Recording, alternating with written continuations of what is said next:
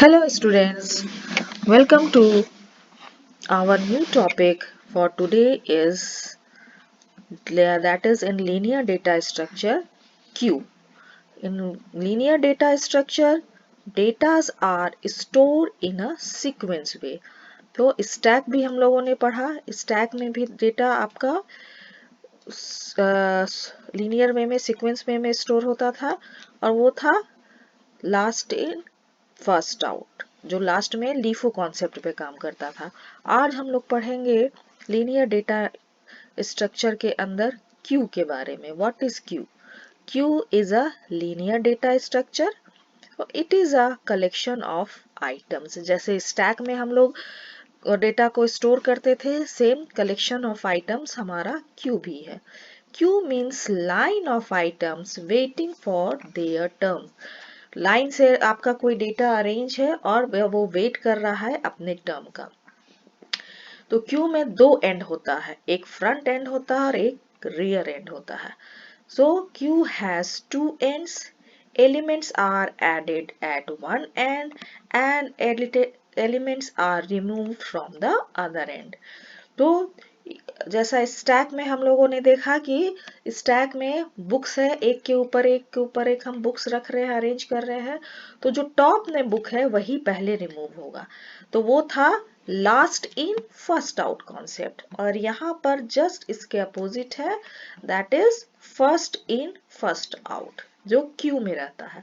So removal of data items is restricted at one end known as front.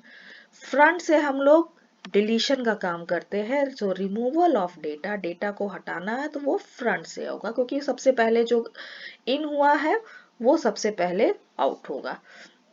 और insertion of data item restricted at the other end that is known as rear. So insertion जो होगा वो rear and पर होगा और deletion जो होगा वो फ्रंट एंड पर होगा। So the front and rear are used in describing a linear list when Q is implemented. तो ये दो कॉन्सेप्ट है, फ्रंट और रियर, ये आपको याद भी रखना होगा। फ्रंट एंड से हमारा डिलीशन का काम होता है, रिमूवल का काम होता है, और रियर एंड से हमारा इंसर्शन होता है। So the first element inserted in list will be first to be removed. So this concept is first in, first out, that is FIFO. So the element inserted first will be removed first from the queue. Thus Q is known as FIFO, first in, first out, और first come first serve. इसको हम लोग FIFO कहते हैं और कहीं कहीं इसको FCFS भी मेंशन किया रहता है। Now we will see what are the examples. Real world examples है। People waiting in queue to purchase ticket at the railway station or cinema hall, where the first person in the queue will be served first. जो आगे line में लगा होगा उसे first ticket मिलेगा और वो पहले जाएगा। That is the concept of first in, first out. Now representation of Q.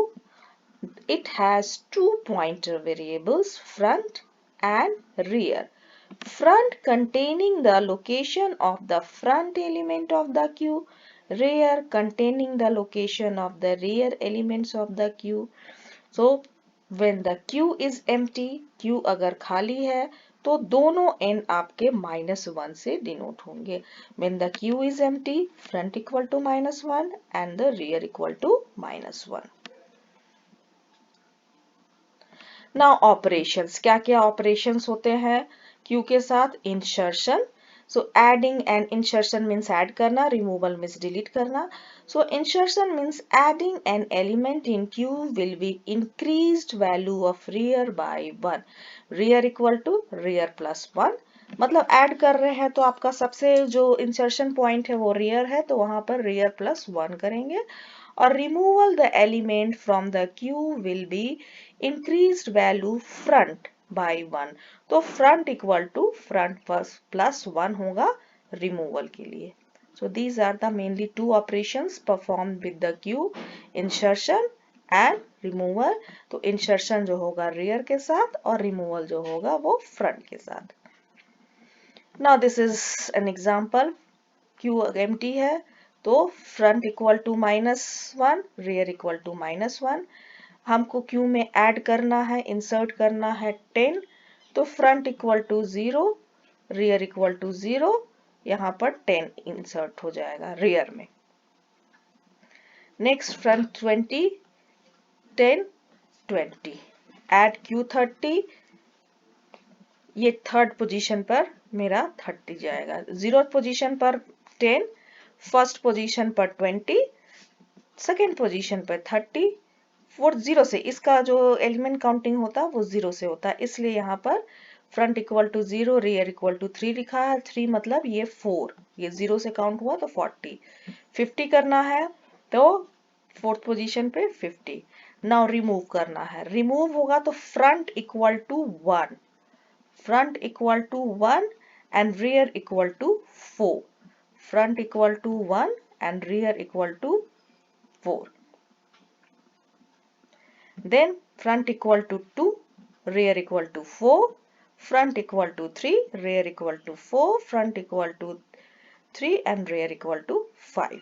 So this way में deletion होगा, first in first out। यहाँ से रिमूवर का काम हो रहा है, देखिए पहले 10, फिर 10 20, 10 20 30, 10 20 30 40, इस तरह से ये रिमूव हो रहा है। Now we will see what are the types of queue, queues as array, circular queue, priority queue, input restricted queue, output restricted queue and deque. But इसमें क्यू के 3 ही ज्यादा आते हैं, circular queue and priority queue and deque. Now Q as array insert initially when Q is empty set front equal to null and rear equal to 0। Starting में हमें एजम्प करके चलना चाहिए कि Q जो है हमारा वो ब्लैंक है, एम्प्टी है, तो इसका इनिशियलाइजेशन होगा front equal to null and rear equal to 0। Algorithm देखिए, स्टार्ट स्टेप 2 में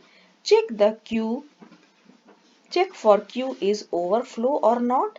If rear equal to greater than n and rear double equal to front, then print Q is full, else go to step 3। अगर आपका जो है rear greater than जो data है वो बड़ा है और rear ही front है, तो आपका stack overflow है, आपको उस कोई ऑपरेशन नहीं करना है। अगर नहीं है तब स्टेप 3 में जाइए और वैल्यू को इंसर्ट कीजिए।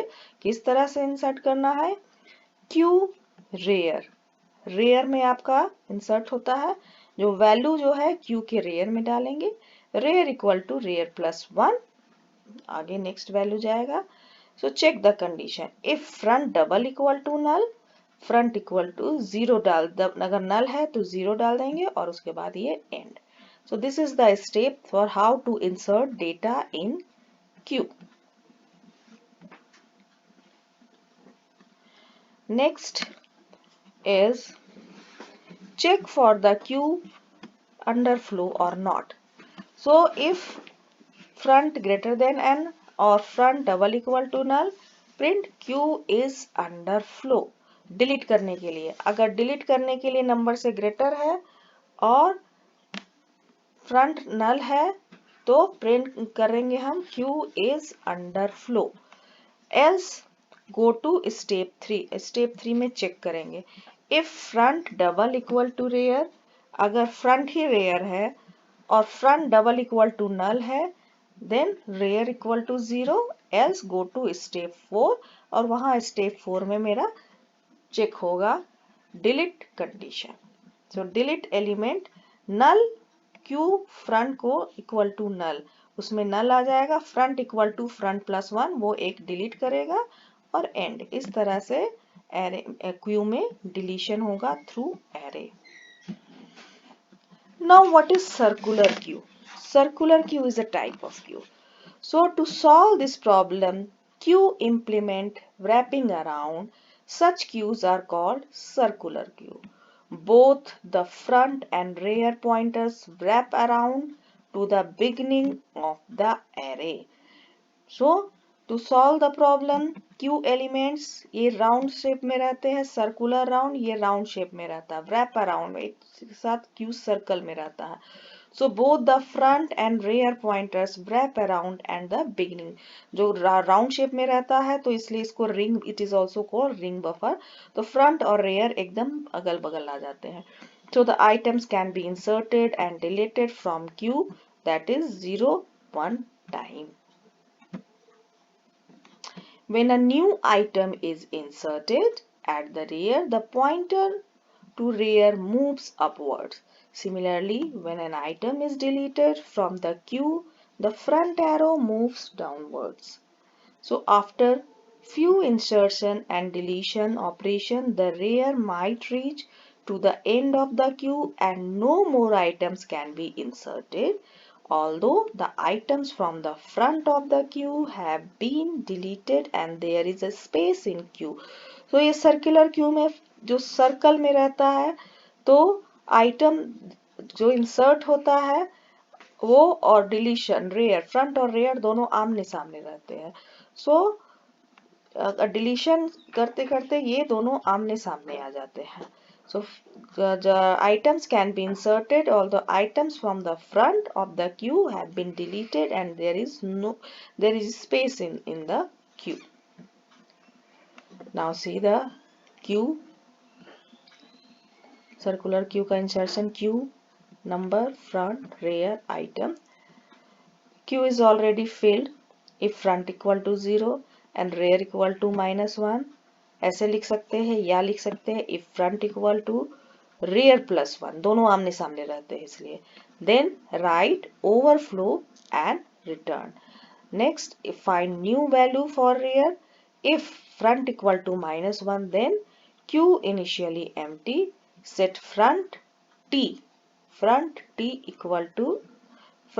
equal to 0 and rear equal to 0. T आगे स्पेस देके लिखा हुआ है इसलिए लगा कि वेरिएबल है, but it is front. Else if rear equal to -1, then set rear equal to 1. Else set rear equal to rear plus 1. So this is the end of if structure. Set Q rear to item. This insert a new item.